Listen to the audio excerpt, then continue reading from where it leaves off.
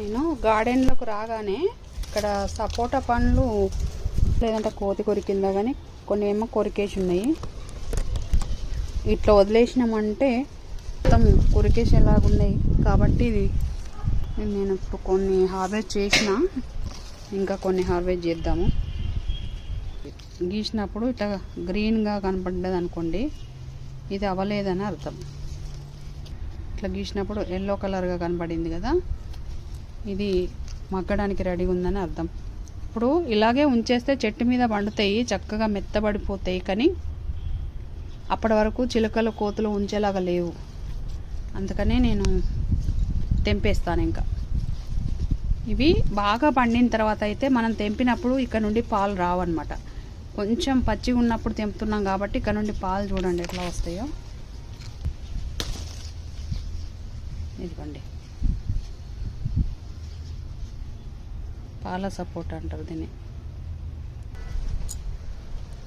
ఇవన్నీ ఇప్పుడు హార్వెస్ట్ చేసినాయి అన్నమాట.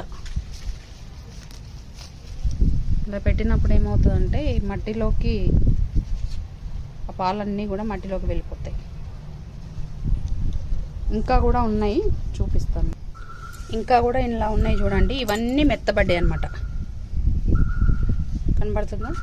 మెత్తబడ్డాయి. ఇలా మెత్తబడ్డాయి మనం తెంపినప్పుడు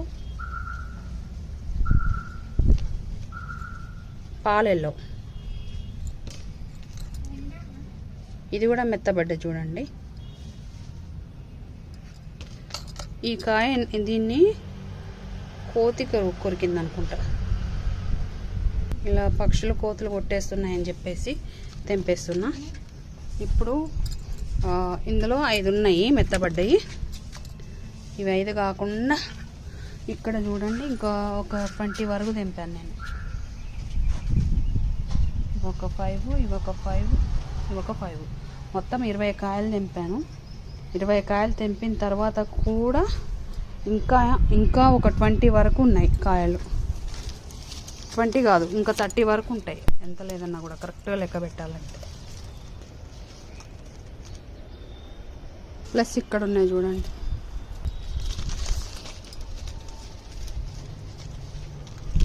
ఇక్కడ ఇవన్నీ కాయలే. ఇవన్నీ కలిస్తే ఇంకొక 30 దాకా అయితే. ఓకే, ఇవి నెక్స్ట్ హార్వెస్ట్లో తెంపుదాము.